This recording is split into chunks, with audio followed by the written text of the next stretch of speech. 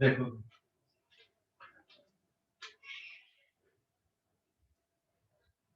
This is page number 1 and question ये है यहाँ पे find amount of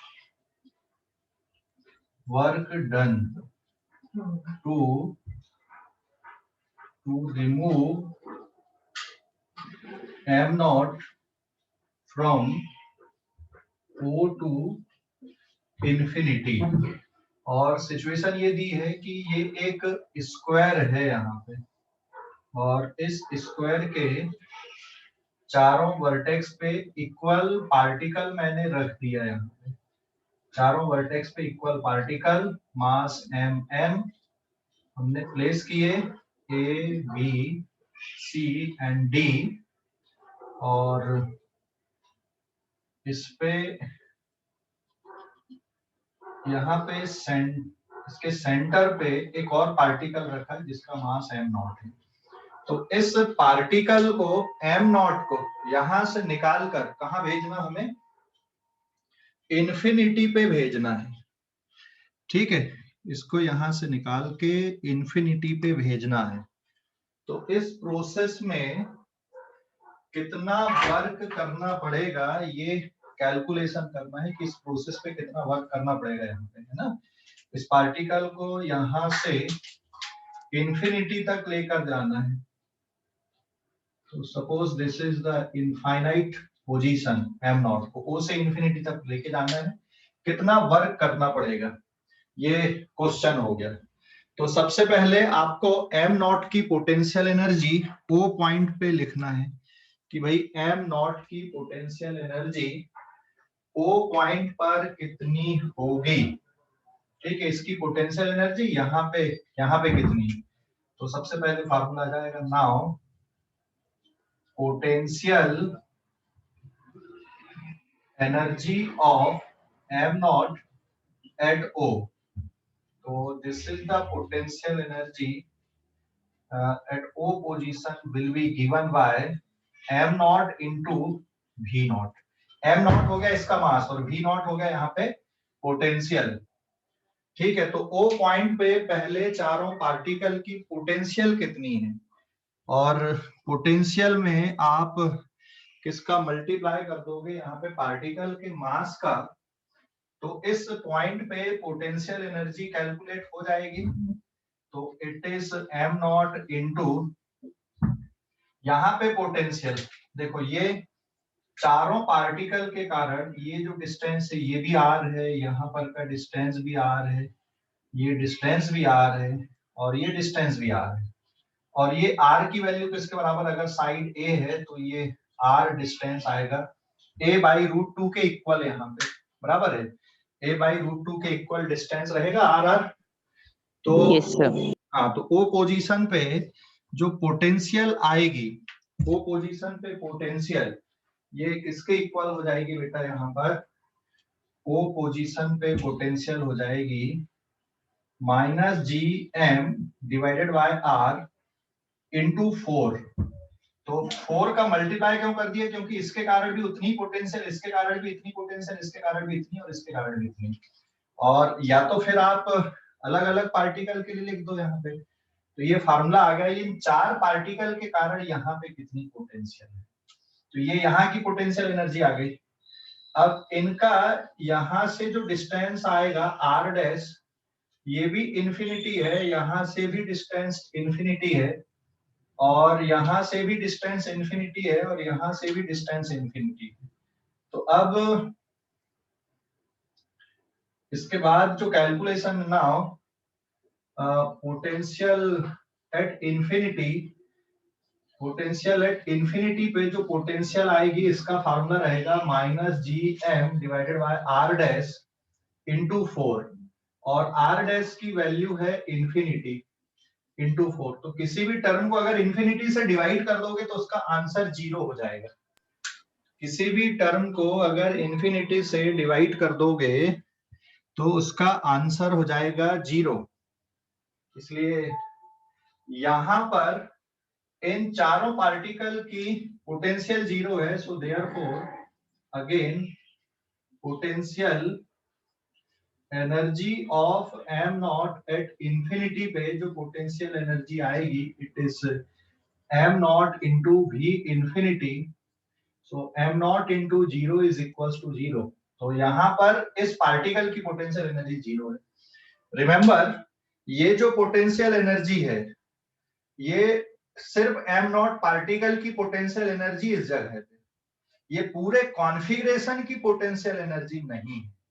this is the potential energy of m naught at this point, क्योंकि आपने particle का मास लिखे और यहाँ पे कितनी पोटेंशियल है उसको लिखे। So this is not the potential energy of the whole configuration, ये सिर्फ पार्टिकल की पोटेंशियल एनर्जी है वो पॉइंट पे। और अब वर्क डन का कैलकुलेशन करना है, तो यहाँ पे कंडीशन दी हुई है कि जो अप्लाइड फोर्स है it is negative of gravitational force, so therefore work done by applied force is equals to positive change in potential energy, it is final potential energy minus initial. तो which is final position, ये final position है और ये इसकी initial position है। तो अब आपको वैल्यू पुट अप कर देना यहाँ पे, which is final potential energy मतलब इनफाइनाइट लोकेशन की पोटेंशियल एनर्जी है, वो लोकेशन की potential energy it is zero minus of यहाँ पर की पोटेंशियल एनर्जी है minus G M naught divided by r into 4। और फिर इसको जब सॉल्व कर दोगे it is now work done by applied force, क्योंकि अमाउंट ऑफ वर्क डन बोला मतलब अप्लाइड फोर्स के लिए, और अप्लाइड फोर्स की वैल्यू यहाँ पे नेगेटिव ऑफ ग्रेविटेशनल फोर्स के बराबर है। ठीक है, अब अगला जो पार्ट आ जाएगा यहाँ पे कैलकुलेशन करने पे, ये मैंने डायरेक्ट लिख दिया यहाँ पे, तो ये माइनस माइनस हो जाएगा plus. Now it is G M naught divided by r into 4, G M naught divided by r की जगह पे आप ये वैल्यू पुट कर दो, it is a by root 2 into 4। तो ये सॉल्व करने पे हो जाएगा 4 root 2 G M naught divided by a। So this is the amount of work done. और अगर क्वेश्चन में work done by gravitational force होता, work done bye F G, तो ये value minus of work done by applied force हो जाता है यहाँ पे, मतलब वर्क डन बाय ग्रेविटी आती तो यहाँ माइनस का साइन आता बस। बाकी पूरा कैलकुलेशन इसी के जैसे रहता, पूरा कैलकुलेशन इसी के जैसे रहता, बस माइनस साइन और वहां पे ऐड हो जाता। ठीक है, स्क्रीनशॉट लो इस पेज का, कोई डाउट है तो पूछो अभी। स्क्रीनशॉट लो बेटा इस पेज का, स्क्रीनशॉट ले लो। सर हाँ बोलो। सर हम पोटेंशियल एनर्जी इंफिनिटी की डायरेक्ट जीरो नहीं पुट कर सकते क्या, क्योंकि डिस्टेंस तो इंफिनिटी है। हाँ तो डायरेक्ट भी कर सकते थे, लेकिन पोटेंशियल मेथड से किए ना अपन ने, वहां पे हम पोटेंशियल मेथड से कैलकुलेशन कर रहे हैं, पार्टिकल की पोटेंशियल एनर्जी लिख रहे हैं, लेकिन एम नॉट को तो इन्फिनिटी पे ले जाके रखोगे ही ना फिर वहां पे, तो वैसा भी सोच सकते हो, लेकिन आप प्रॉपर तरीके से चलो ना, ऐसा समझ गए? सर सर एक बार फिर से समझा देना सर, मेरा नेटवर्क प्रॉब्लम आ रहा था। हाँ ठीक है, देख क्वेश्चन में ये दिया हुआ है, क्वेश्चन में एक एम नॉट पार्टिकल स्क्वायर के सेंटर पे रखा हुआ है, ये एक स्क्वायर है ए बी सी डी, इसके सेंटर पे एक एम नॉट पार्टिकल रखा है। इस पार्टिकल को यहां से निकाल कर कहां पे भेजना, आपको इंफिनिटी पे भेजना है। इस पार्टिकल को यहां से इंफिनिटी पे भेजना, तो इस प्रोसेस पे कितना वर्क करना पड़ेगा ये कैलकुलेशन करना है। तो इसके लिए कैलकुलेशन की आपको सीधा सीधा ये है कि जब भी सिचुएशन ऐसी दी हुई है तो हमें चेंज इन पोटेंशियल एनर्जी का कैलकुलेशन करो। वर्क डन अगर पूछा है तो चेंज इन पोटेंशियल एनर्जी निकालो यहाँ पे, ठीक है, कि भाई चेंज इन पोटेंशियल एनर्जी कितनी आ रही। तो यहाँ पे हम चेंज इन पोटेंशियल एनर्जी का कैलकुलेशन कर रहे हैं अल्टीमेटली। तो इस पार्टिकल की एम नॉट की यहाँ पे कितनी पोटेंशियल एनर्जी ये लिखे अपन ने। तो फार्मूला क्या रहेगा पोटेंशियल एनर्जी का, potential energy is equal to mass into gravitational potential. यहाँ पे इसकी पोटेंशियल एनर्जी, इसका मास, और यहाँ पे कितनी ग्रेविटेशनल पोटेंशियल है, किसके कारण, ए बी सी और डी के कारण यहाँ कितनी पोटेंशियल है। तो यहाँ पे इन चारों के कारण जो potential it is minus G M upon r into 4, क्योंकि चारों इक्वल पोटेंशियल यहाँ पे क्रिएट कर रहे हैं। अब इंफिनिटी पे पोटेंशियल देख लो, इनफाइनाइट लोकेशन पे पोटेंशियल, तो चारों पार्टिकल की इनफाइनाइट लोकेशन पे पोटेंशियल कितनी आ जाएगी ये भी कैलकुलेट कर लो यहाँ पे, कि भाई ये चारों पार्टिकल के कारण इस इनफाइनाइट लोकेशन पे पोटेंशियल कितनी आ रही है ये भी कैलकुलेट कर लो। तो ये फार्मूला हो जाएगा minus G M upon R dash into 4, और क्योंकि यहाँ पे जो आर डैश है वो इनफाइनाइट सेपरेशन, इसलिए यहाँ पर पोटेंशियल कितनी होगी 0। तो फिर पोटेंशियल एनर्जी कितनी हो जाएगी एम नॉट, अब यहाँ पे आ गए तो इसकी पोटेंशियल एनर्जी मतलब एम नॉट इंटू पोटेंशियल, 0 है तो पोटेंशियल एनर्जी भी 0 हो गई। अब work done by applied force equals to positive change in potential energy होता है, लेकिन ये तभी होता है जब applied force is equals to negative of gravitational force. और बस फिर हमने यहाँ पे वैल्यू पुट कर दिया, ठीक है। तो कैलकुलेशन देख लो वहां पे लास्ट का, समझ गए? हेलो, यस स्क्रीनशॉट लो इस पेज का। नेक्स्ट फिर पेज नंबर 2 पे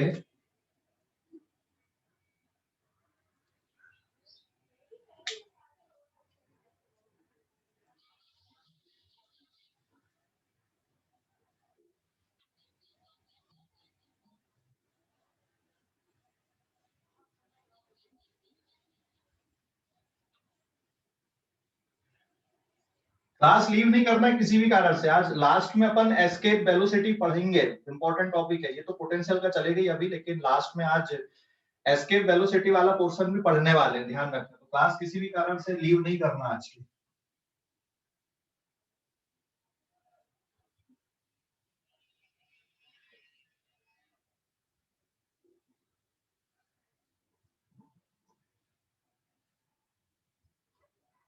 next page number 2, gravitational potential due to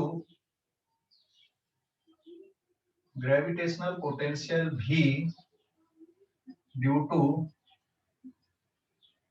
uniform rod, gravitational potential due to uniform rod. तो इस पे जो कैलकुलेशन आएगा ध्यान देना, ये एक मैंने यूनिफॉर्म रॉड लिया यहाँ पे, ठीक है। Suppose this is any uniform rod, इस रॉड का मास m है और ये हमें एक ये x एक्सिस है, suppose this is y axis, और पोटेंशियल निकालनी है आपको यहाँ पे O पॉइंट पे, कि भाई इस पॉइंट पर कितनी पोटेंशियल है यहाँ पे।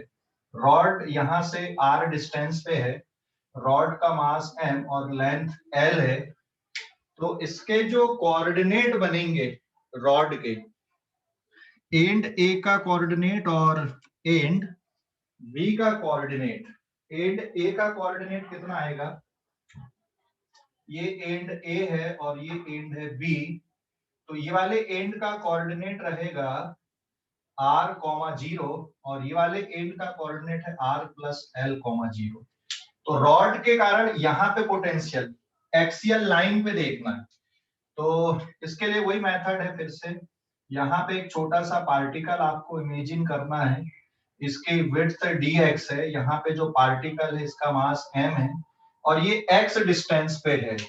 तो यहाँ से ये x डिस्टेंस पे एक छोटे से पार्टिकल के कारण यहाँ पे पोटेंशियल लिखोगे तो it is dVO is equals to -G/dm divided by x के बराबर आएगा। अब यूनिटरी मेथड, ये dm को कैसे लिखेंगे ये अपन ने ऑलरेडी सीखा हुआ है कि भाई ये dm को कैसे लिखते हैं अपन यहाँ पे। तो ये जो छोटा सा पार्टिकल आपने लिखा है dm, dm की वैल्यू आएगी m/l इंटू dx, है ना। ये dm, ये छोटा सा जो मास है इसकी वैल्यू आप इस तरह से लिख दोगे m/l इंटू dx, एंड इसको रिप्लेस कर दो तो -g/x and it is m/l into dx। और टोटल पोटेंशियल निकालने के लिए इंटीग्रेट कर दो, तो टोटल पोटेंशियल अगर निकालना है तो फिर इसको इंटीग्रेट कर दोगे, इंटीग्रेशन -gm/l इंटू dx/x, और इस पे जो कांस्टेंट टर्म है उनको बाहर निकाल दोगे तो जो कांस्टेंट टर्म है minus G M divided by L बाहर, इंटीग्रेशन dx अपॉन x, और लिमिट ऑफ इंटीग्रेशन कहां से कहां तक आएगी जरा बताओ सोच के। लिमिट ऑफ इंटीग्रेशन कहां से, जीरो नहीं आएगी ना बेटा, रॉड कहां से रखी हुई है आपकी, R plus L to R से, R to R plus L. R से लेकर R प्लस L तक आप इसकी लिमिट रखोगे, तो लिमिट ऑफ इंटीग्रेशन R से लेकर R प्लस L तक है। समझ गए ना? तो छोटे से पोर्शन के कारण यहाँ पोटेंशियल निकालना है कि भाई ये छोटे से पार्टिकल के कारण यहाँ पोटेंशियल कितनी है, और फिर पूरी रॉड के लिए निकालना मतलब आपको इंटीग्रेट करना है। क्यों करना है?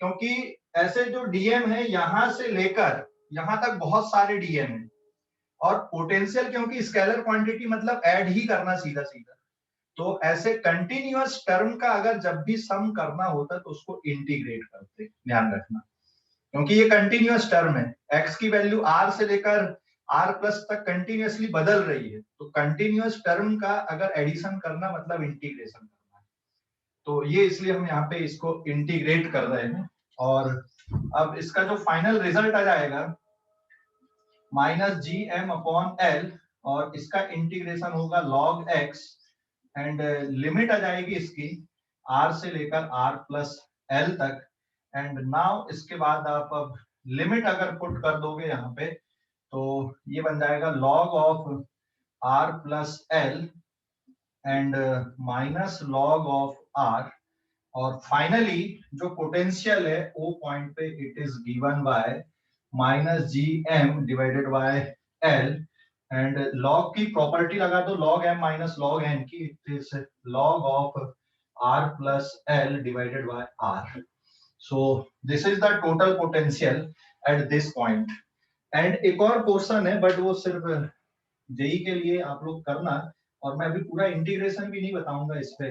मान लो रॉड को मैं ऐसा लिख दूं, या इस तरह से रख दिया मैंने रॉड को, परपेंडिकुलर बाइसेक्टर लाइन पे आपको कैलकुलेशन करना है इसकी, तो ये y एक्सिस हो गया और यहाँ पे ये x एक्सिस हो गया, ऐसा मतलब रॉड का मास m है और लेंथ l है, रॉड को आपने ऐसा लग दिया और ये परपेंडिकुलर बाइसेक्टर लाइन है, तो ये कोऑर्डिनेट आएगा minus 0 minus L by two, and it is 0 plus L by two तक। और इस वे पे आपको यहाँ पे पोटेंशियल निकालना है, इस पॉइंट P पे। यहाँ पे आपने एक्सियल डायरेक्शन पे निकाला था, यहाँ पे परपेंडिकुलर डायरेक्शन पे आप पोटेंशियल अगर कैलकुलेट करोगे तो क्या करना है यहाँ पे, यहाँ पर भी वही मेथड रहेगी जो यहाँ पे किए थे। यहाँ से y डिस्टेंस पे एक छोटा सा पार्टिकल इमेजिन करोगे, इसका मास dm है और ये जो विड्थ है ये dy है, तो ये dm की वैल्यू किसके बराबर आएगी, m upon L into dy के बराबर आप इसको लिखोगे। और यहाँ से जो डिस्टेंस है इसका ये वाला इट इज स्मॉल r, और ये डिस्टेंस सपोज कैपिटल R है, तो जो फार्मूला बनेगा यहाँ पे इस छोटे से पोर्शन के कारण पोटेंशियल का, it is minus G into D M divided by R, और डीएम की वैल्यू पुट कर दोगे minus G M by L into D Y divided by R. तो टोटल पोटेंशियल अगर निकालना है तो फिर इसको इंटीग्रेट करोगे minus G M upon L, और ये है डी वाई, लेकिन ये जो r है यहाँ पे, दिस r इस पाइथागोरस थ्योरम से y square plus r square का रूट के बराबर आएगा, तो r की वैल्यू को भी आपको रिप्लेस करना है y square plus r square से।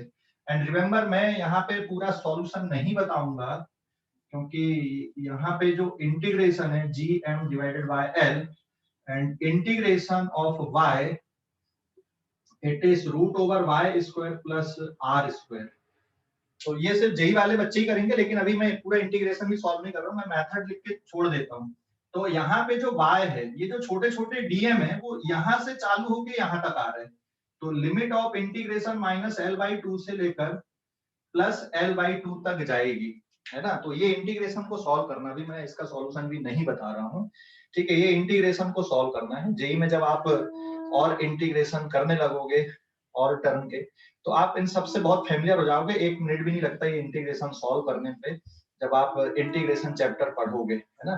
तो ऐसे बहुत सारी सिचुएशन हो जाती हैं, तो मैं अभी उनको भी डिस्कस नहीं कर रहा हूँ यहाँ पे, जिसमें इस तरह के इंटीग्रेशन आते हैं।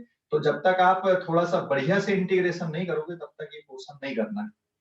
ठीक है, अभी यहाँ पे मैंने मेथड बता के छोड़ दिया है, आप भी इतना मेथड लिख के छोड़ दोगे और जब आप डिटेल में इंटीग्रेशन पढ़ोगे तो बस यहाँ पे इसको सिंप्लीफाई कर दोगे। तो मेथड इज दिस। हाँ, ये वाला पोर्शन नीट के लिए भी ओके और जेई के लिए तो है ही, फिर ये वाला जो पोर्शन वो सिर्फ जेई वाले बच्चों के लिए, नीट के लिए ये वाला पोर्शन नहीं है, ध्यान रखना। ठीक है, स्क्रीनशॉट ले लो इस पेज का, आगे बढ़ेंगे अपन। स्क्रीनशॉट ले लो। Done sir. ये समझ गए ना? कोई डाउट है तो बोलो, अभी इस पे कोई डाउट है तो बोलो। है कोई डाउट? आगे बढ़ते हैं अपन, पेज नंबर 3 पे आते हैं अपन अगली कॉन्सेप्ट पे।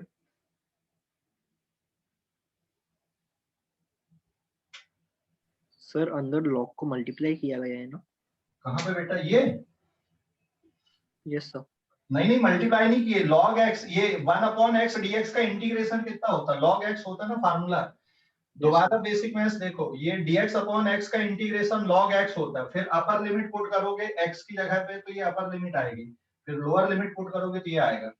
दोबारा फिर से बेसिक मैथ्स देखो, इंटीग्रेशन डिफरेंशिएशन, मतलब मुझे लगता है कि मुश्किल से 15-20 मिनट में आप पूरा इंटीग्रेशन रिवाइज कर लोगे जितना अपन ने पढ़े, बट वो देखो आप लोग, है ना, उससे क्या होगा, एक कॉन्फिडेंस लेवल। अगले पेज पे जाएंगे, पेज नंबर 4 पे।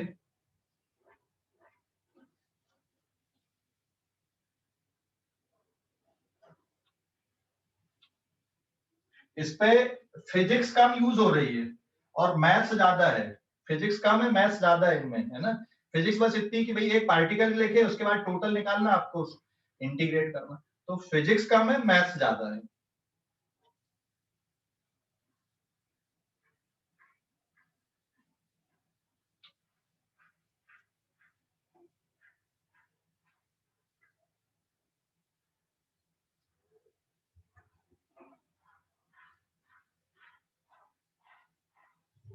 अभी नेक्स्ट है gravitational potential due to uniform on the axis of uniform circular ring. Gravitational potential V due to gravitational potential at any point on axis of uniform ring. Gravitational potential at any point on axis of uniform ring. Ring के axis पे किसी point पर gravitational potential. अभी तो मैं यहाँ पे ring इस तरह से बना देता हूँ, भाई सपोज रिंग है, ठीक है, suppose this is any ring.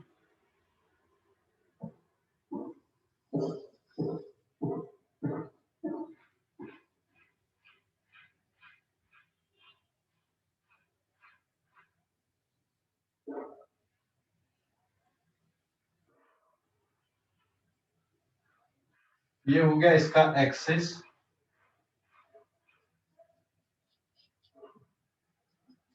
है ना, दिस इज एनी रिंग, और ये रिंग की रेडियस हो गई r, रिंग का मास है रेडियस r, और रिंग है अभी ये सपोज x एक्सिस है, मतलब दिस इज दियर एक्सिस, तो रिंग है yz प्लेन पे, तो रिंग का प्लेन है yz, इसलिए रिंग का एक्सिस कहाँ पे हो गया, ये इसका एक्सिस हो गया रिंग का। तो रिंग के एक्सिस पे किसी पॉइंट पे पोटेंशियल हमें कैलकुलेट करना है, जैसे भाई यहाँ पे पोटेंशियल कैलकुलेट करना है, तो कैलकुलेशन बहुत आसान है, ध्यान से समझना। तो इसके लिए भी सबसे पहले एक छोटा सा पार्टिकल आप लोगे, इसका मास dm है, यहां से ये डिस्टेंस r है, ये सपोज x डिस्टेंस है यहाँ पे, ये रिंग का सेंटर हो गया, ठीक है। कहीं से भी अगर आप ले लोगे, जैसे मैं यहाँ पर भी छोटा सा पार्टिकल अगर लेता हूँ dm, तो यहां से भी ये जो डिस्टेंस आएगा ये भी r के बराबर ही रहेगा, और ये r की value r² is equal to x square plus capital R square. Capital R square is the radius of ring, तो r की वैल्यू कितनी हो जाएगी, it is √x² plus R square by simple Pythagoras theorem, ठीक है, ये इसकी value है। तो अब आपको यहाँ पे टोटल पोटेंशियल देखनी है, तो टोटल पोटेंशियल कैसे निकाल दोगे? सो देयरफॉर dVp मतलब ये छोटे से पार्टिकल के कारण यहाँ पे potential minus G dm divided by small r, और फिर टोटल पोटेंशियल अगर आपको निकालनी है तो minus G dm divided by r, इसका पूरे टर्म का आपको क्या करना है? इंटीग्रेशन करना है इस पूरे टर्म का। लेकिन इसमें इंटीग्रेशन में कुछ करना ही नहीं है। क्यों नहीं करना? देखो यहाँ पे इस फार्मूले पे जब आप टोटल पोटेंशियल निकाल रहे हो, integration minus G into dm divided by r, यहाँ पे कांस्टेंट क्या क्या है जरा सोच के बताओ। इस इंटीग्रेशन में कांस्टेंट क्या क्या है जो बाहर निकल रहा है? कांस्टेंट क्या क्या है? हाँ, ये g कांस्टेंट है, r भी कांस्टेंट है, स्मॉल r। Yes sir. हाँ, ये स्मॉल r सब जगह से एक जैसा आएगा, कहीं से भी ले लोगे स्मॉल r की वैल्यू यहाँ तक के लिए सब जगह से एक जैसी आएगी। 3D में इमेजिन करना, चाहे यहाँ से लो, चाहे यहाँ से लो, चाहे यहाँ से लो, चाहे यहाँ से लो, कहीं से भी लोगे, ये जो स्लैंट डिस्टेंस है, स्लैंट हाइट आप जिसको बोलते हो, कोन जैसा स्ट्रक्चर बन रहा है यहाँ पे, तो ये जो डिस्टेंस आ रही है सब जगह एक जैसा है, और सब जगह अगर ये एक जैसा है तो इसको इंटीग्रेशन से बाहर कर दोगे तो minus G divided by R, और सिर्फ बचा इंटीग्रेशन डीएम। अब इंटीग्रेशन डीएम को कुछ करना ही नहीं है, ये किसके बराबर? ये मतलब छोटे छोटे जितने भी पार्टिकल वो सबका टोटल मास हो गया, and it is actually mass of the ring. तो ये रिंग का मास है, तो minus G divided by R, और ये इंटीग्रेशन डीएम मतलब ये टोटल मास आ गया, तो it is GM divided by R. तो फाइनली हम इसको ऐसा लिख सकते हैं, मैंने स्टेप यहाँ पे अननेसेसरी में बढ़ाया, इतनी स्टेप की जरूरत ही नहीं, डायरेक्ट आंसर लिखने का। तो पोटेंशियल का फार्मूला आ गया माइनस जी एम। हाँ, स्मॉल आर की वैल्यू रिप्लेस कर दो, स्मॉल आर की वैल्यू ये है, it is under root X square plus R square. तो ये एक्सिस पे पोटेंशियल आ गया रिंग के लिए। लेकिन यहाँ पे अगर लेकिन अगर आप फील्ड का कैलकुलेशन करते ना तो थोड़ा मुश्किल काम था फील्ड के कैलकुलेशन में। पोटेंशियल के कैलकुलेशन में कोई मुश्किल नहीं है, क्योंकि ये स्केलर सम होता है। तो ये रिंग के कारण एक्सिस पे किसी पॉइंट पे पोटेंशियल आ गई। अभी सेंटर पे निकाल सकते हो कि नहीं? अगर हमें सेंटर पे पोटेंशियल निकालनी तो कितनी आएगी? सो नाउ पोटेंशियल भी एट सेंटर, तो अगर सेंटर पे निकालना तो x की वैल्यू 0 आ जाएगी, so therefore potential at centre will be, इसी फार्मूले में वैल्यू पुट कर दोगे, it is minus G M divided by कितना बचेगा? r बचेगा। तो रिंग के सेंटर पे पोटेंशियल 0 नहीं है, minus G M upon r है। यहाँ पे x की वैल्यू 0 पुट कर दोगे ना सेंटर पे, अगर यहाँ पे पोटेंशियल चाहिए तो ये हो गया यहाँ पे। अब इसमें क्वेश्चन इस तरह से बना सकते हैं कि भाई मान लो मैंने एक पार्टिकल यहाँ पे रखा, इसका मास m नॉट है, इसको यहां से यहां तक लेकर आना है, O से P तक कितना वर्क करना पड़ेगा? तो यहाँ पे क्वेश्चन ऐसा बना देते अपन, find work done by gravitational force to take m naught from O to P, और जिसपे x की वैल्यू मतलब OP की वैल्यू है √3r के बराबर। तो अब इस पार्टिकल को यहां से यहां तक लाने के लिए कितना वर्क करना पड़ेगा? क्वेश्चन आसान हो जाएगा कि नहीं होगा? अभी ये क्वेश्चन, हमें m नॉट को, पार्टिकल को कहां से कहां तक लाना है? O से लेकर P तक लाना है, और OP डिस्टेंस को मैंने √3r ले लिया यहाँ पे। तो आसान हो जाएगा? क्या करोगे अभी बताओ, जरा सोच के बताओ। आसान है, कैलकुलेशन आसान इस तरह से आ जाएगा।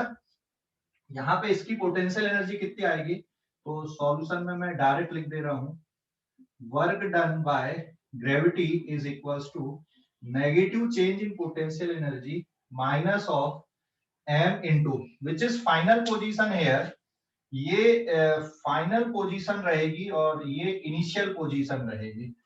तो m not into potential at P minus m not into potential at O, है ना, और इसको सिंप्लीफाई कर दोगे तो now work done by gravity will be given by minus M not बाहर निकाल दोगे and potential at P minus potential at O. और ये ऑलरेडी हमने कैलकुलेशन किया हुआ है यहाँ पे, लेकिन क्वेश्चन में एक और एडिशनल टर्म दे दिया है कि ये जो ओपी डिस्टेंस है, ये वाला यहाँ से यहाँ तक, ये √3r के बराबर है।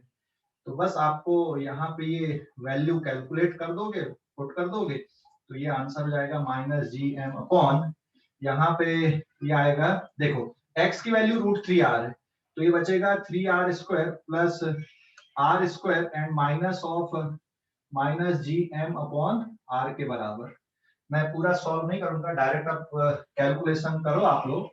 तो इस पे जो जो टर्म कॉमन है उनको बाहर निकाल सकते हो, जो जो टर्म कॉमन है बाहर निकाल सकते हो। क्या क्या बाहर आ जाएगा, ये माइनस का अंदर मल्टीप्लाई कर देना, तो gm m नॉट, और यहाँ पर से भी r² है, मतलब r बाहर आ ही जाएगा, यहाँ का भी r बाहर आ जाएगा, तो ये टर्म आ गया आपका बाहर।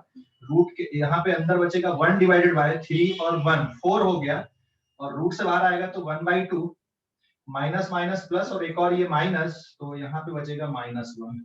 तो you will get the final answer as -gm m not divided by 2r के बराबर, ये फाइनल आंसर है।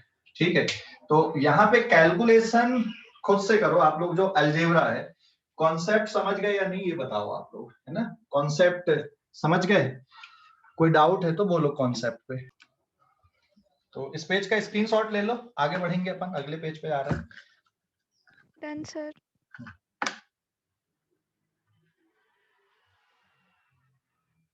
Page number 4।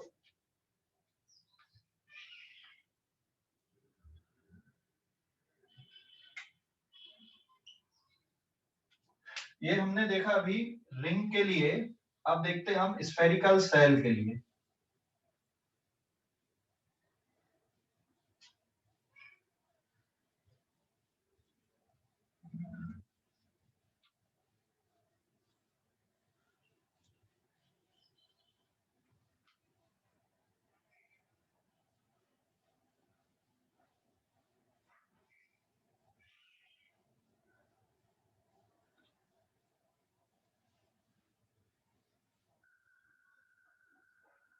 Gravitational potential at any point due to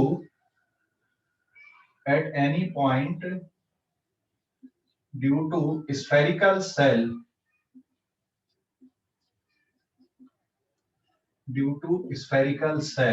ठीक है, अभी कैलकुलेशन करेंगे हम स्फेरिकल सेल के लिए। जैसे रिंग के लिए देखे, स्फेरिकल सेल के लिए, पॉइंट मास के लिए तो पहले से पढ़े हुए हमने, और ये जितना भी कैलकुलेशन हम पढ़ रहे हैं ना अभी, ये आपको इलेक्ट्रोस्टैटिक चैप्टर में भी मिलेंगे। यहाँ पे ग्रेविटेशनल पोटेंशियल पढ़ रहे हैं, वहां पे आपको इलेक्ट्रिक पोटेंशियल मिलेगा।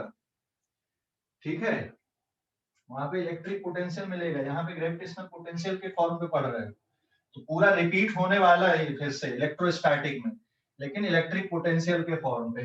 देन आगे आ जाएंगे अपन। अब यहाँ पे फर्स्ट पॉइंट आएगा, when r greater than capital R, मतलब आउटसाइड द सेल, सेल के बाहर। तो ये एक स्फेरिकल सेल मैंने लिया यहाँ पे, suppose this is any spherical shell, इसका मास m है और रेडियस r है, और पॉइंट आपने बाहर लिए यहाँ पे। ठीक है, इस बाहर के पॉइंट पे कितनी पोटेंशियल आएगी यहाँ पे?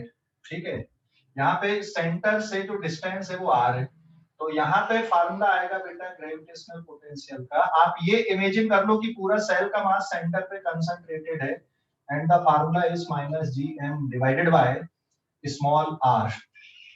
ठीक है, और फील्ड का जो फार्मूला था, ग्रेविटी का फार्मूला भी ध्यान रखो। अब इसके लिए, सेल के लिए, यहाँ पे जो ग्रेविटी है, रेड कलर से मैंने डायरेक्शन बनाया, पोटेंशियल स्केलर है, ग्रेविटी वेक्टर है, ग्रेविटी का डायरेक्शन टुवर्ड द सेंटर आता है, it is -gm upon r² होता है। ये हमने ऑलरेडी किया हुआ है इसको।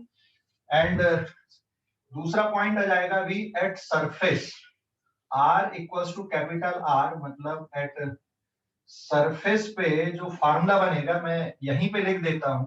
तो सरफेस पे जो ग्रेविटी आएगी it is gm divided by r square, और जो पोटेंशियल बनेगी इसकी सरफेस पे, तो सरफेस पे पोटेंशियल आ जाएगी minus gm divided by capital R। तो ये सरफेस पे हो गया। अब कहां पे आते हैं अपन, इसके अंदर आते हैं, अभी सेल के अंदर कैलकुलेशन करते हैं। तो सेल के अंदर तीसरा जो पॉइंट आएगा, now R less than capital R, मतलब इनसाइड द सेल, सेल के अंदर। तो अब यहाँ पे थोड़ा सा कैलकुलेशन ऐसा है कि जैसे मान लो मैंने ये स्फेरिकल सेल लिया है ना, अब स्फेरिकल सेल के अंदर आप किसी पॉइंट पे कैलकुलेशन देख रहे हैं, इसका सेंटर हो गया, ये इसकी रेडियस हो गई कैपिटल R, अंदर के किसी पॉइंट पे, यहाँ पे अंदर किसी पॉइंट पे पोटेंशियल देखना कितनी है। तो अंदर किसी पॉइंट पे ग्रेविटी कितनी होती है, यहाँ बताओ जरा सोच के, अंदर किसी पॉइंट पे ग्रेविटी कितनी होती है, अंदर के किसी पॉइंट पे ग्रेविटी कितनी होती है, यहाँ पे अंदर के किसी पॉइंट पे, हाँ 0। 0 होती है। हाँ, अंदर किसी भी पॉइंट पे, मतलब हर पॉइंट पे यहाँ पे अंदर ग्रेविटी 0 है। तो ग्रेविटी की वैल्यू अंदर 0 है, किसी भी पॉइंट पे ग्रेविटी इज 0। तो यहाँ पे अपन लिखेंगे since G is 0 at every point inside, अंदर ग्रेविटी 0, हर पॉइंट पे 0 है। तो हमने ये भी पढ़ा है कि भाई ग्रेविटी किसकी इक्वल होती, minus dv divided by dr होता है। तो अगर ग्रेविटी 0 है तो ये जो टर्म आएगा आपका, it is 0 equals to minus dv divided by dr। किसी भी टर्म का डेरिवेटिव 0 कब होता है, जरा बताओ अभी, किसी भी टर्म का डेरिवेटिव 0 कब होता है? कांस्टेंट। हाँ, कांस्टेंट। इसका मतलब पोटेंशियल क्या आएगी, देयरफॉर v इज कांस्टेंट। तो ग्रेविटी सभी जगह पे 0 है और अंदर सभी जगह पे पोटेंशियल कैसी रहेगी, कांस्टेंट। तो यहाँ पे हम लिख देंगे statement, so therefore gravitational potential v is constant at every point inside the cell, shell के अंदर सभी पॉइंट पे पोटेंशियल कांस्टेंट, ये p पॉइंट है मान ले, ये q पॉइंट है, तो मैं इसको ऐसा लिख दूं, that is potential at O, potential at P, potential at Q। P और Q कोई अलग अलग पॉइंट है, तो हर जगह पे पोटेंशियल आपकी सेम रहेगी सभी पॉइंट पे। तो सेम मतलब हम सेंटर पे पोटेंशियल का कैलकुलेशन आसानी से कर सकते हैं। तो यहाँ पे फिर से हम छोटा सा पार्टिकल ले लें dm और सेंटर के लिए पोटेंशियल कैलकुलेट कर लें। So now dvo is equals to minus g dm divided by r। तो ये छोटे से dm के कारण सेंटर पे पोटेंशियल इतनी आएगी। This implies that total potential is integration minus g dm divided by r। तो इसमें भी जो टर्म है आपके वो बाहर निकल के आ जाएंगे, माइनस जी और इंटीग्रेशन dm बचेगा m डिवाइडेड बाय r। तो अंदर किसी भी पॉइंट पे जो पोटेंशियल है वो सरफेस की पोटेंशियल के बराबर है। जो पोटेंशियल सरफेस पे है वही पोटेंशियल सेंटर पे है, वही पोटेंशियल p पॉइंट पे, वही पोटेंशियल q पॉइंट पे। तो सेल के अंदर सभी पॉइंट पे पोटेंशियल कांस्टेंट होती है और इसकी वैल्यू ये है, ध्यान रखना, ठीक है। और अगर मैं यहाँ पे ग्राफ प्लॉट कर दूं, इधर पे डिस्टेंस और ये पोटेंशियल, ये हो गया सेंटर, ये हो गया r equals to capital R। तो पोटेंशियल और इसका ग्राफ कैसा बनेगा, पोटेंशियल और इसका ग्राफ, तो सेंटर से यहाँ पे पोटेंशियल सरफेस की पोटेंशियल के बराबर है। तो सेंटर से सरफेस तक पोटेंशियल कांस्टेंट होती है और उसके बाहर पोटेंशियल डिक्रीज होती है प्रोपोर्शनल टू 1 अपॉन r के फॉर्म पे। जबकि फील्ड का ग्राफ या ग्रेविटी की अगर बात करोगे तो ग्रेविटी थोड़ी अलग बिहेव करती है। ग्रेविटी 0 होती है और उसके बाद फिर किस तरह से वेरी करती ग्रेविटी, 1/r² के फॉर्म पे ग्रेविटी वेरी करती है और ये पोटेंशियल है यहाँ पे इसकी, ठीक है, सेल के लिए। स्क्रीनशॉट लो इस पेज का। Done sir. हाँ, कोई डाउट है तो बोलो, अभी इस पे कोई डाउट है तो बोलो। है कोई डाउट? हमने कैलकुलेशन सेंटर पे किए है ना, यहाँ पे पोटेंशियल का, लेकिन कॉन्सेप्ट से आया है कि सेंटर अकेले नहीं, किसी भी पॉइंट पे अंदर ग्रेविटी की वैल्यू सेम रहेगी, ठीक है। हमने कैलकुलेशन किया है सेंटर के लिए, लेकिन ऊपर जो कॉन्सेप्ट मैंने लिखा कि जी जीरो है हर एक पॉइंट पे, मतलब पोटेंशियल की वैल्यू कांस्टेंट रहेगी, हर एक पॉइंट पे उतनी ही रहेगी। और फिर हमने सेंटर पे कैलकुलेशन किया तो जिसकी value -g capital G capital M divided by R के बराबर आया, तो यही वैल्यू सभी जगह पे आएगी, मतलब सरफेस पे जितनी पोटेंशियल है वही पोटेंशियल अंदर रहेगी। तो ये सेल के लिए है ना। स्क्रीनशॉट ले लो, आगे बढ़ेंगे। ग्रेविटी का ग्राफ याद है ना, इसका ग्रेविटी का ग्राफ कैसा बनेगा? ग्रेविटी का ग्राफ याद है कि नहीं?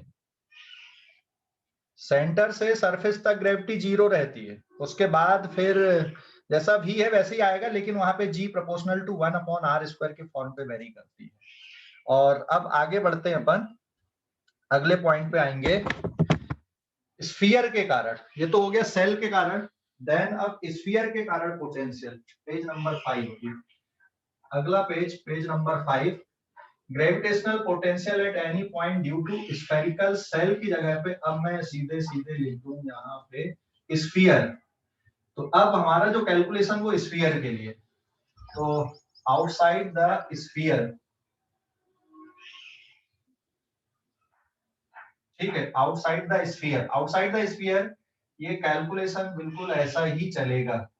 आउटसाइड द स्फीयर ये कैलकुलेशन बिल्कुल वैसा ही है, एट सरफेस पे भी बिल्कुल ऐसा ही है, लेकिन अंदर पे ऐसे ही आएगा क्या? इनसाइड द स्फीयर, थोड़ा सोच के बताओ कि अंदर में भी ऐसा ही रहेगा क्या? सर अभी अर्थ की ग्रेविटी के लिए जो कैलकुलेशन किए थे बेटा अपन ने, अर्थ की ग्रेविटी है ना और स्फीयर एक ही बात है, तो यहाँ पे अब ये जीरो के बराबर नहीं है, this is not equals to zero, तो अंदर जो ग्रेविटी है वो जीरो नहीं है, तो यहाँ पे अब हमें चेंजेस करने पड़ेंगे।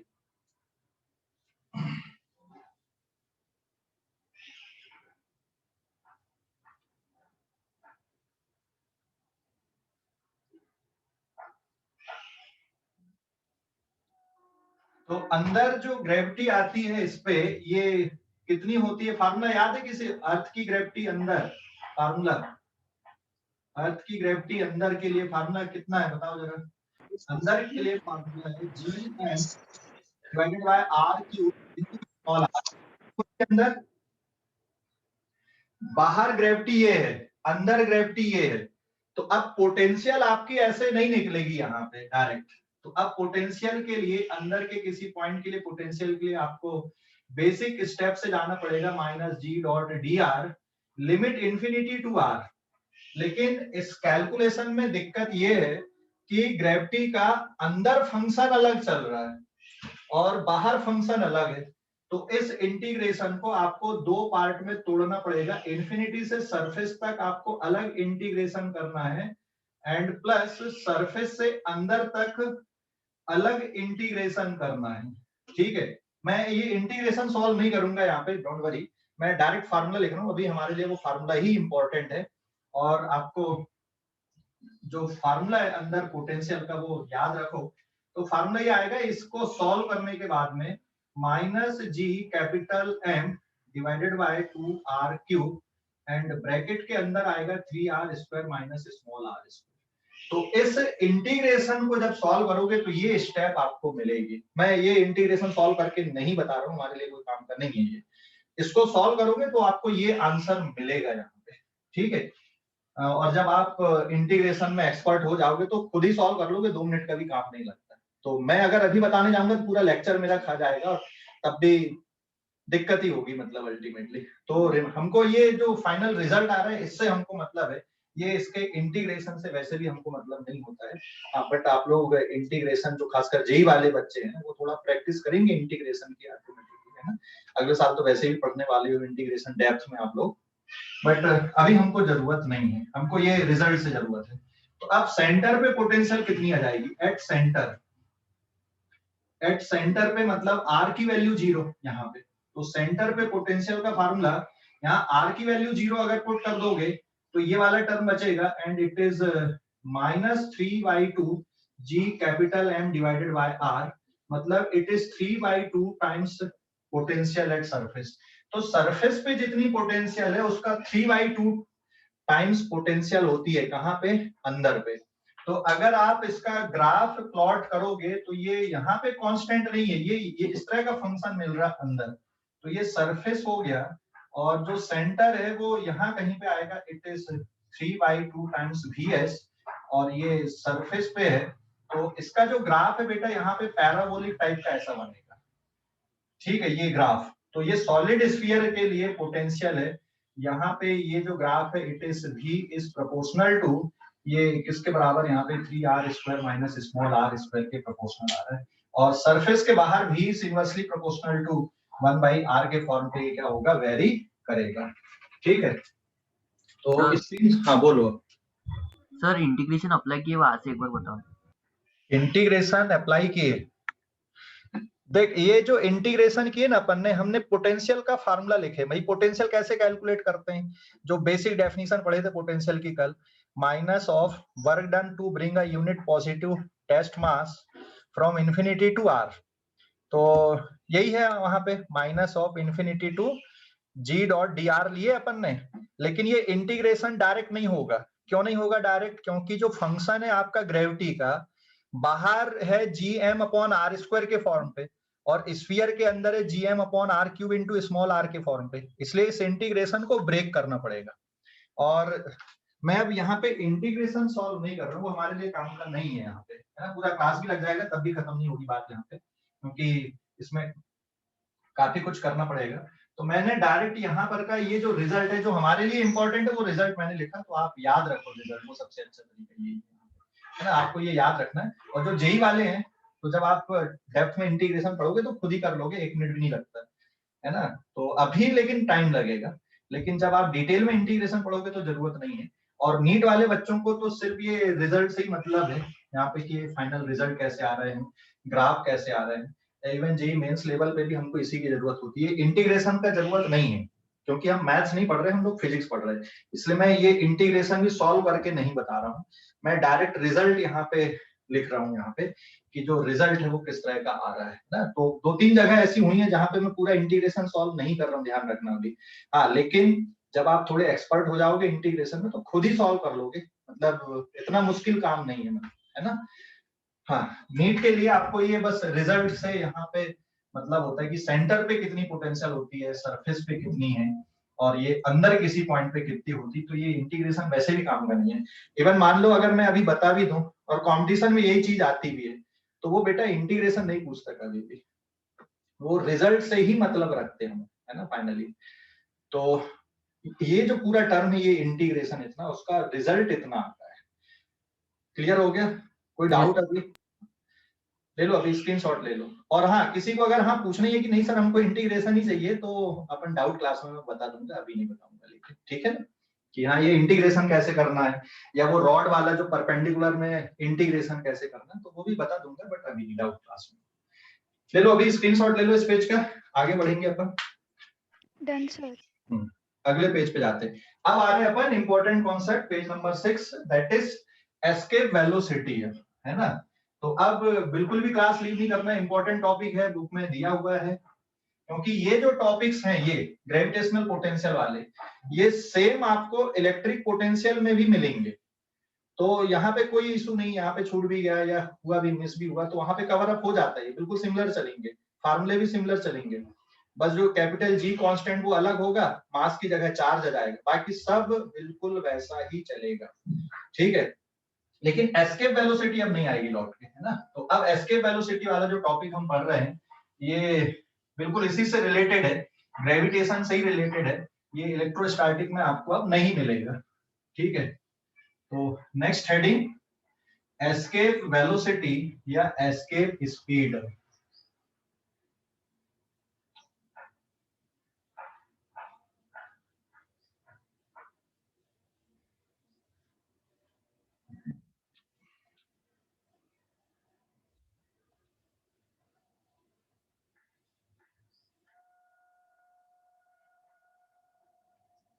Now this is page number 6 आएगा ना? हाँ सर 6 है। तो नेक्स्ट हेडिंग डालो अभी, escape velocity. Escape velocity VE। तो ये जो टॉपिक है अपन अब एस्केप वेलोसिटी पढ़ रहे हैं, ये आगे रिपीट नहीं होंगे, है ना, कि इलेक्ट्रोस्टैटिक में इस तरह से रिपीटेशन पे आएगा। तो या जो अब चैप्टर में जो चीजें बची है पढ़ने की, वो इलेक्ट्रोस्टैटिक में रिपीट नहीं होंगी। कैप्लस लॉ सिर्फ ग्रेविटेशन पे है, ऑर्बिटल स्पीड सिर्फ ग्रेविटेशन में पढ़ना है। तो आगे जो अब कहानी बची है चैप्टर की, वो सिर्फ ग्रेविटेशन पे ही है। आगे के चैप्टर्स में वो रिपीट नहीं होगी या सिमिलर पैटर्न पे रिपीट नहीं होगी। ठीक है, तो एस्केप वेलोसिटी बताओ भाई, कोई डेफिनेशन इसकी एस्केप वेलोसिटी की, क्या मतलब होता है एस्केप वेलोसिटी का? एस्केप स्पीड भी बोलेंगे अपन। तो suppose this is the gravity, है ना, sorry it is the earth. Earth की रेडियस r, इसका mass m। Suppose this is earth. यहाँ पे हमने किसी पार्टिकल को रखा है जिसका मास m0 है, और ये एक बाउंड्री हो गई, ठीक है, and this is called Interstellar space. ये इंटरस्टेलर स्पेस है, मतलब अर्थ की ग्रेविटी, यहां तक अर्थ की ग्रेविटी है ना, यहाँ पे अर्थ की ग्रेविटी इज नॉन जीरो, और ये इंटरस्टेलर स्पेस पे पहुंच के अर्थ की ग्रेविटी कितनी हो जाएगी? 0 हो जाएगी। तो एस्केप वेलोसिटी का मतलब क्या हुआ यहाँ पे, कि अगर मैं इस ऑब्जेक्ट को यहाँ पे कुछ स्पीड दे दूं, है ना, u, या ऐसा हम u दे दें, या इस तरह से u दे दें, तो ये कहां पे पहुंच जाए? इंटरस्टेलर स्पेस पे ये पहुंच जाए। और इंटरस्टेलर स्पेस में अगर पहुंच गया तो फिर ये दोबारा वापस लौट के ना आए। यही मतलब हुआ ना, इसको इतनी स्पीड दे दी जाए कि ये अर्थ की ग्रेविटी से बाहर निकल जाए। नॉर्मली क्या होता है, हम जब भी किसी ऑब्जेक्ट को फेंकते तो ये वापस अर्थ अपनी अर्थ उसको वापस खींच लेती है ना, ग्रेविटी के कारण। तो इतनी स्पीड दे दी जाए कि वो अर्थ की ग्रेविटेशनल फील्ड से या अर्थ की ग्रेविटी से बाहर निकल जाए। समझ गए? अर्थ की ग्रेविटी से बाहर निकल जाए। क्लियर हो गया कि नहीं?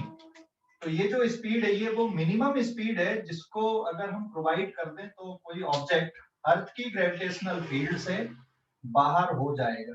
तो ये एक बाउंड्री मैंने यहाँ पे बना दी है, और इस बाउंड्री के अंदर ही अर्थ की ग्रेविटी, और अर्थ की जो ग्रेविटी है it is towards the centre of earth, है ना। अर्थ की जो ग्रेविटी आएगी ये हमेशा towards the centre of earth रहेगी, ये ऑब्जेक्ट को खींच लेगा।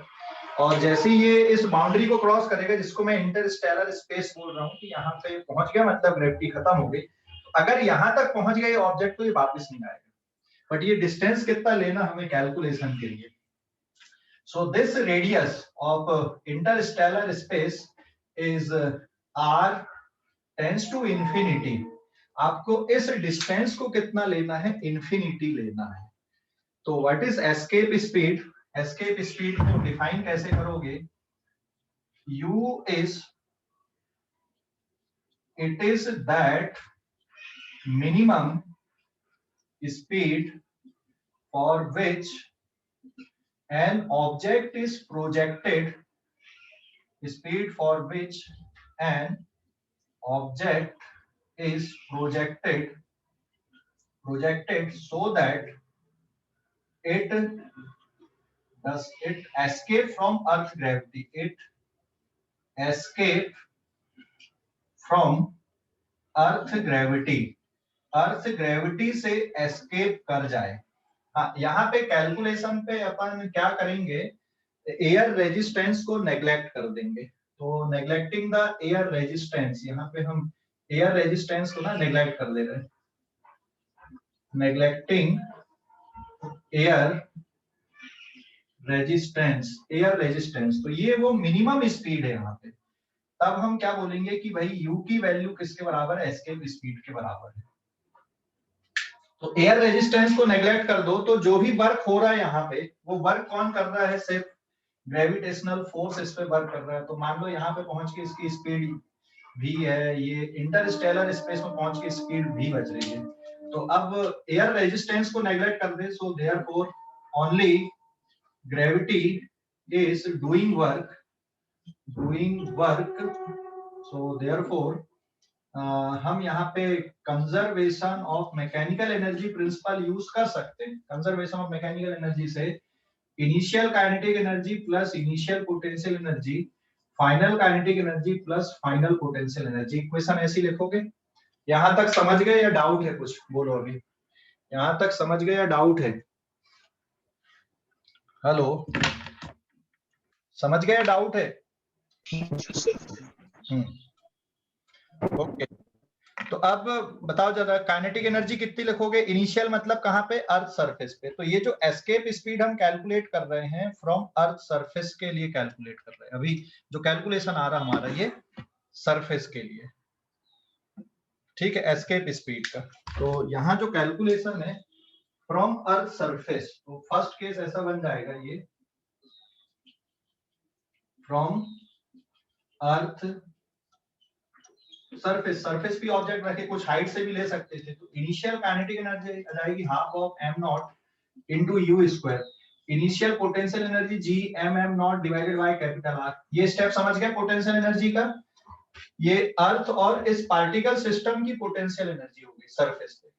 एंड फाइनल काइनेटिक एनर्जी आ जाएगी half of m v square, मतलब m not into v square, Interstellar space पे पहुंच के स्पीड।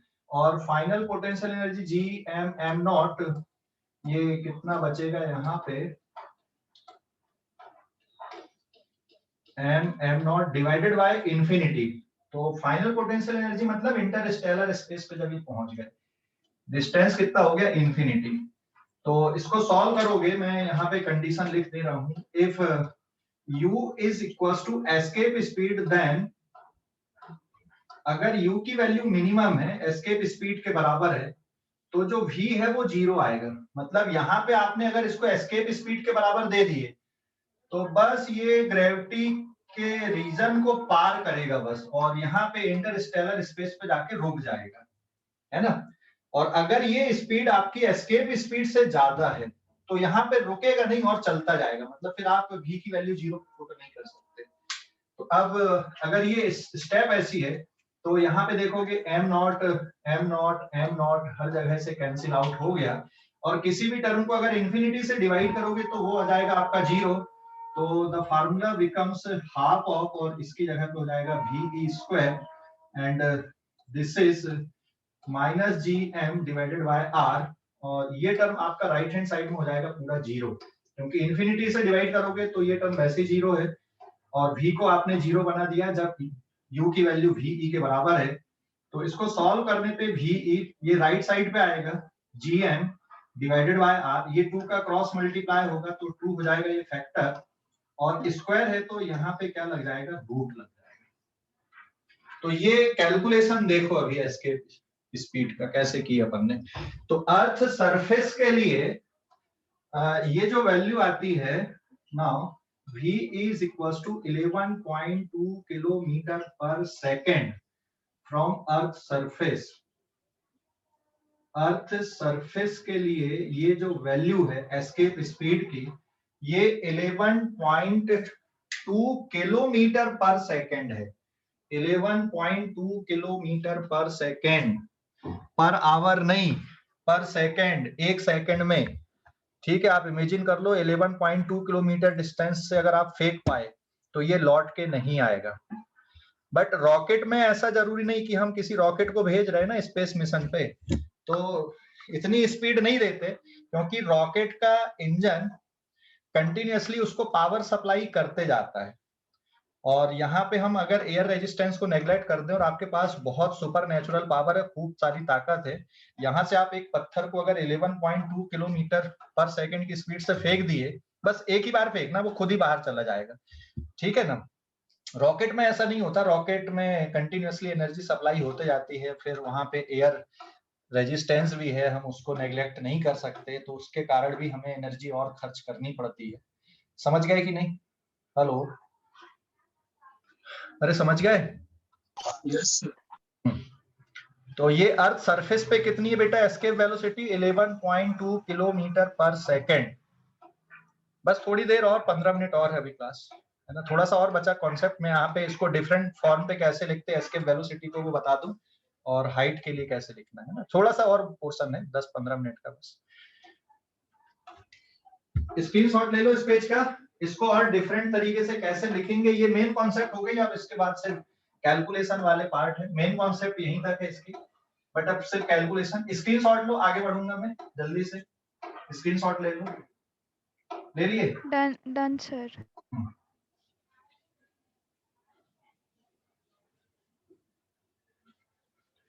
तो एस्केप वेलोसिटी कौन कौन से फैक्टर पे डिपेंड कर रही है वो हम अब देख ले रहे हैं यहाँ पे। ये तो कैलकुलेशन ऐसे करना आपको एस्केप वेलोसिटी का कौन कौन से फैक्टर पे वो डिपेंड करेगी अगले पेज पे।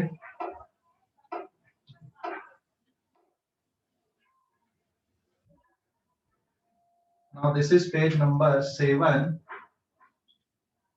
कौन कौन से फैक्टर पे ये डिपेंड करेगी एस्केप वेलोसिटी, ये देखते हैं अपन अभी पेज नंबर 7 पे।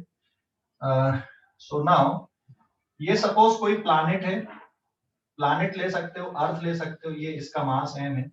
यहाँ पे कोई पार्टिकल लिए अपन ने m0, और इसको अगर हमें एस्केप कराना है तो u is equal to ve। तो ये कहाँ पे पहुंच जाएगा, यहाँ पे इन्फिनिटी पे पहुंच जाएगा, मतलब अर्थ की ग्रेविटी से बाहर। ये एंगल पे डिपेंड नहीं करेगा, आप इसको ऐसा फेंको कुछ एंगल बना के फेंको, कोई फर्क नहीं पड़ता। तो ve का जो फार्मूला आया, it is under root 2 times gm divided by r। ये एक फार्मूला हो गया, ठीक है। अब हमने ये भी पढ़ा है कि सरफेस पे जो ग्रेविटी होती है इसका formula gm divided by r square. तो ये जो फैक्टर है इसको आप ऐसा भी लिख सकते हो 2 times gr square divided by r। तो एक r से एक r cancel, ve will be given by root 2 gr। तो ये भी एक फार्मूला आ गया एस्केप स्पीड का। ये पार्टिकल के मास पे डिपेंड नहीं कर रहा जिसको हम थ्रो कर रहे हैं, ये प्लैनेट के मास पे, प्लैनेट की रेडियस पे। मतलब हाथी के लिए भी उतनी एस्केप स्पीड चाहिए और चींटी के लिए भी उतनी चाहिए, हाथी के लिए भी उतनी चाहिए, चींटी के लिए भी उतनी चाहिए एस्केप स्पीड। समझ गए ना? हाँ, एनर्जी अलग अलग लगेगी, हाथी को फेंकने के लिए ज्यादा एनर्जी खर्च करनी पड़ेगी, चींटी को भेजने के लिए कम एनर्जी खर्च करनी पड़ेगी, लेकिन स्पीड की वैल्यू सेम है। तो ये प्लैनेट के मास पे, प्लैनेट की रेडियस पे, ये सरफेस पे ग्रेविटी और ये रेडियस। आप इसको अगर ग्रेविटी और रेडियस दी है तो ऐसा यूज कर लो, और डेंसिटी के टर्म पे लिखना है, since density is equals to mass upon volume, it is 4/3 pi r cube. तो ये जो फार्मूला है एस्केप स्पीड का, it is reduced in 2 times g divided by r। Mass की जगह पे आप डेंसिटी इंटू वॉल्यूम पुट कर देना 4/3 पाई कैपिटल R क्यूब। तो escape speed is reduced in the form 4 2 जा 8, 8/3 it is pi, and it is g into rho, और r square बचेगा तो r वाला जो फैक्टर है ये बाहर आ जाएगा। तो ये भी एक फार्मूला हो गया एस्केप स्पीड का। ये फार्मूला डेंसिटी और रेडियस के टर्म पे है, और ये फार्मूला सरफेस पे ग्रेविटी और रेडियस के टर्म पे है, ये फार्मूला मास और रेडियस के टर्म पे। तो ध्यान रखना, जैसे ग्रेविटी का वेरिएशन अपन ने अलग अलग तरीके से लिखे थे, वैसे ही इसको भी लिखे हमने एस्केप स्पीड के।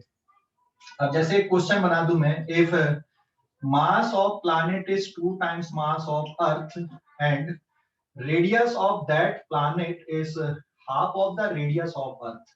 किसी प्लैनेट के लिए जो रेडियस है वो अर्थ की रेडियस की हाफ है और मास अर्थ की रेडियस का डबल है, तो उस प्लैनेट के सरफेस पे कितनी एस्केप वेलोसिटी आएगी, ये कैसे कैलकुलेट करोगे?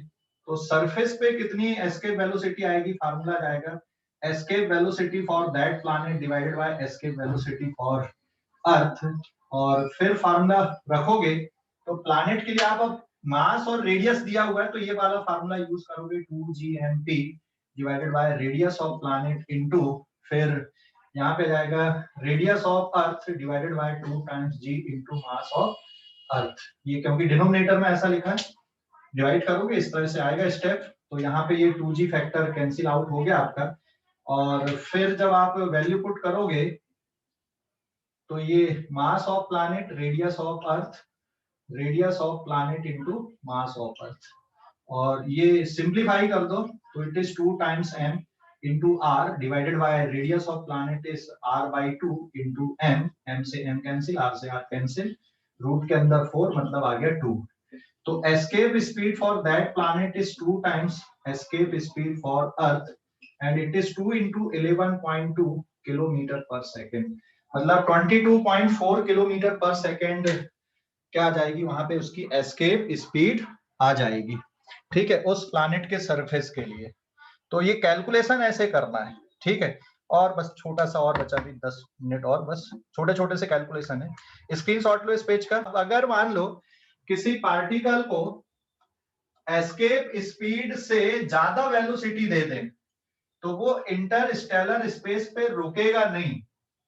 अगर एस्केप स्पीड से ज्यादा वेलोसिटी दे दे अपन, कि मान लो यहाँ पे एक नोट अपन ले लेते हैं कि अगर मैंने यहाँ पे speed is greater than escape speed दिया तो ये जो पार्टिकल है m नॉट, ये इंफिनिटी पे पहुंच के रुकेगा नहीं, ये चलता जाएगा, है ना। इंटरस्टेलर स्पेस पे इसकी स्पीड 0 नहीं होगी, ये चलता जाएगा कुछ स्पीड से। तो ये कैलकुलेशन कैसे करना है,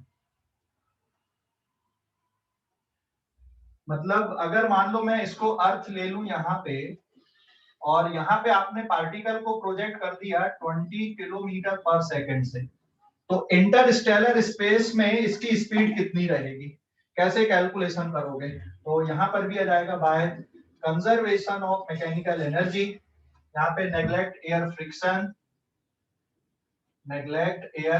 फ्रिक्शन, एयर रेजिस्टेंस को नेग्लेक्ट कर दो, तो initial kinetic energy, initial potential energy, final kinetic energy, final potential energy. Equation आएगी half of m naught into u square plus minus G M naught divided by r। Final kinetic energy is half of m naught into v square plus 0। Potential energy आपकी 0 हो जाएगी, minus G M naught divided by infinity. तो conservation of mechanical energy principle फिर से use करोगे, और इस पे देखो आप ये टर्म आपके कैंसिल आउट हो गए, इंफिनिटी से डिवाइड करने पे ये u square by 2 and it is 2 factor भी अगर हटा दोगे तो ये कितना बचेगा यहाँ पे, it is now u square and minus 2 gm divided by कितना बचेगा r एंड इक्वल्स टू कितना बचेगा v स्क्वायर, क्योंकि ये 2 को भी आपने हटा दिया यहाँ पर से, 2 का मल्टीप्लाई कर दो या, तो यहाँ पे 2 फैक्टर होगा, ये 2 हट जाएगा, ये 2 हट जाएगा, ये तो 0 ही चला गया आपका, है ना। तो सॉल्व करने पे अभी यहाँ पे सिंस एस्केप स्पीड का फार्मूला है under root 2g capital M divided by r, ये एस्केप स्पीड का फार्मूला है। तो ये 2gm अपॉन r को मैं क्या लिख सकता हूँ यहाँ पे, it is ve square is equals to v square. तो इंटरस्टेलर स्पेस पे जो स्पीड आएगी it is u square minus ve square से आप कैलकुलेशन कर सकते हो। ये स्टेप पे ध्यान दो, 2gm अपॉन r ये किसके बराबर है, root of 2gm upon r ve के बराबर है, स्क्वायर कर दोगे तो ये टर्म आपका ve स्क्वायर बन गया, और बस मैंने यहाँ पे लिख दिया है।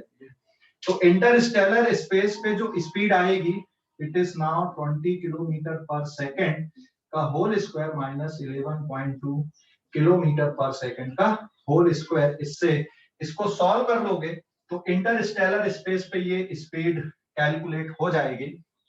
हाँ, अगर इक्वल टू एस्केप स्पीड है तो यहाँ जाके रुक जाएगा, इंटरस्टेलर स्पेस पे स्पीड ज्यादा है तो रुकेगा नहीं, चलता जाएगा, ठीक है। स्क्रीनशॉट लो, और बस अब 1 मिनट का और टॉपिक है कि हाइट से अगर थ्रो करेंगे तो कैलकुलेशन कैसे करेंगे। ये तो सरफेस के लिए था, अगर हम मान लो यहाँ से 100 किलोमीटर हाइट से जाके फेंकेंगे तो एस्केप स्पीड कैसे निकालेंगे, छोटा सा है 1 मिनट का। स्क्रीनशॉट लो इस पेज का भाई। Done sir. तो अगर हम हाइट से थ्रो करें ऑब्जेक्ट को, escape speed from height, calculation ऐसा ही चलेगा। अब यहाँ पे कंजर्वेशन ऑफ मैकेनिकल एनर्जी भी वैसे ही चलेगी। Now this is page number 9। Escape speed from height. तो हाइट से अगर हम कैलकुलेशन करें तो जैसे ये हमने अर्थ लिया, रेडियस आर, मास एम, यहां से अगर हम ऑब्जेक्ट को थ्रो कर रहे हैं हाइट से अगर प्रोजेक्ट कर रहे हैं with speed u, and this is escape speed v e dash है, मतलब इंफिनिटी पे भेजना है। तो सेंटर से जो डिस्टेंस रहेगा अब इसका यहाँ पे इट इज स्मॉल r, और स्मॉल r की value capital R plus h। यहाँ पर भी यही प्रिंसिपल चलेगा कैलकुलेशन का, बस कहाँ पे चेंज आएगा।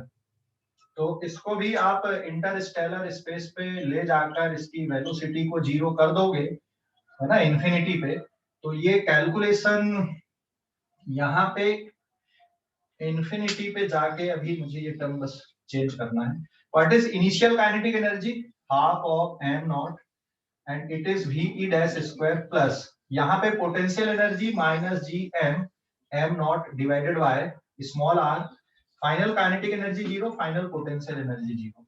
तो m not factor cancel, height से जो एस्केप स्पीड आ रही है it is given by 2gm divided by small r, और it is 2gm divided by r plus h। तो ये हाइट की वैल्यू अगर आप रख दोगे तो ये फार्मूला आपका अलग तरह से दिखेगा, बस, है ना। तो हाइट से आपको कैलकुलेशन ऐसा ही है, मेथड वही है, सब कुछ वही है कैलकुलेशन पे, बस ये तरीका ऐसा हो जाएगा। तो ये है पूरा एस्केप स्पीड के बारे में।